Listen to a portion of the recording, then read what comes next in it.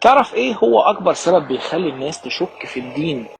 ايه بقى يا جامد يا فتك يا اللي مفيش منك قاعد انت كل شويه تكتب لي بوستات وتروح لطع لي صورتك معاها كده بالاي اي. مش عارف انا ايه حكايه الناس اللي بتقعد تناقش مواضيع دينيه وحاطه لي صورتها كده. انت مفكر نفسك عمرو دياب؟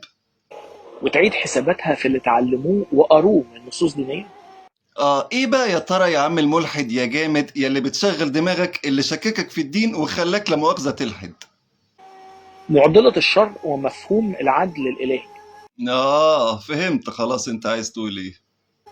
لما الشخص بيشوف الواقع من حواليه بيلاقي تناقض واضح ما بين المفهوم الديني للعدل واللي بيحصل في الحياة الحقيقية.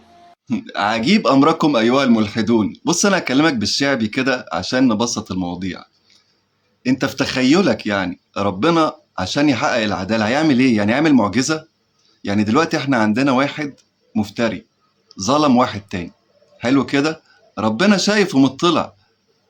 أنت في تخيلك بقى عايزه يعمل إعجاز، يعمل معجزة مثلا، ينزل ملك من السماء يحقق العدالة. أنت تخيلك فيه إيه؟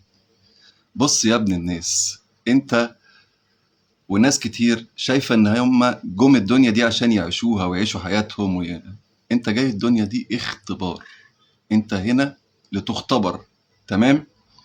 لا عيش لبيك لا عيش الا عيش الاخره، كما كان يقول رسول الله صلى الله عليه وسلم.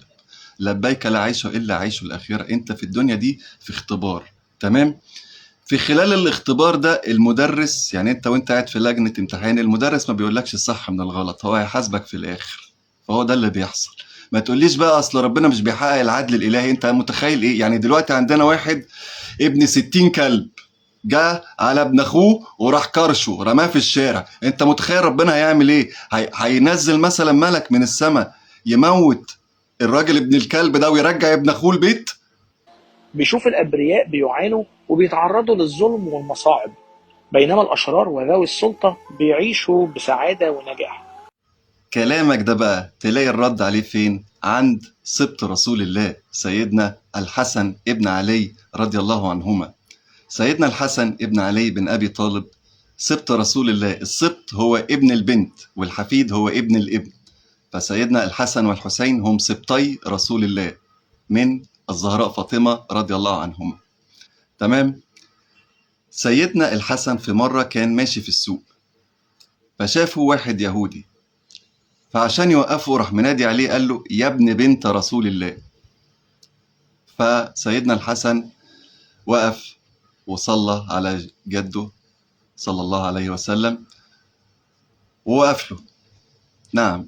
قال له سؤال، قال له سل، يعني اسأل.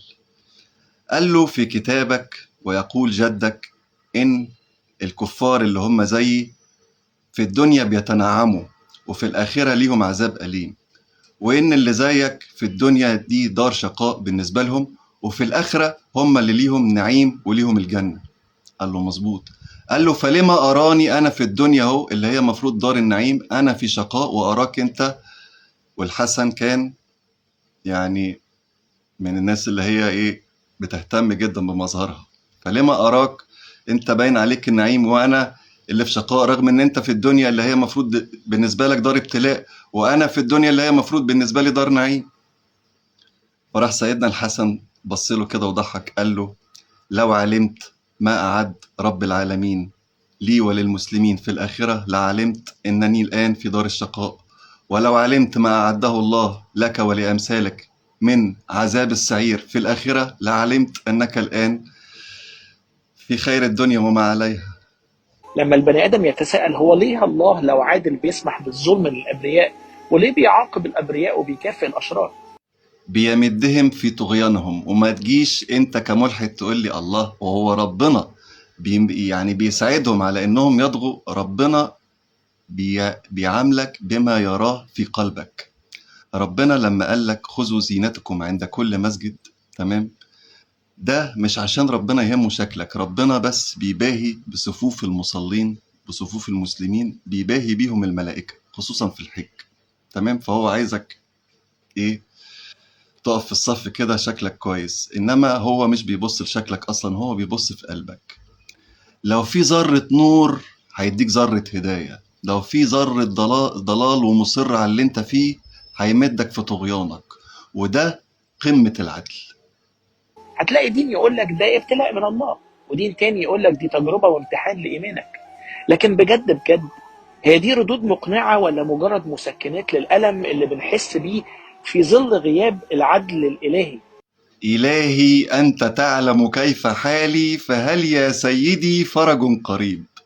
بص، هسألك سؤال، هو أنت ليه بتعبد ربنا؟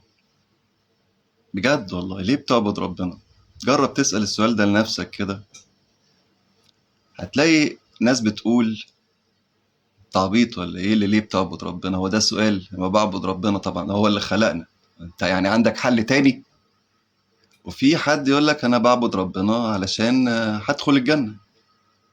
والله عفارم عليك، الجنة تستاهل والله، يعني تستاهل انك تعبد ربنا 500 سنة كمان. مش بس 60 70 100 سنة مثلا، لا، تستاهل تعبد ربنا 1000 سنة. تمام. وفي ناس بتعبد ربنا عشان بتحبه، بتعبد ربنا ليرضى مش ليعطي. تمام. في فرق كبير جدا، يعني فرق السما من العمى. فاهم؟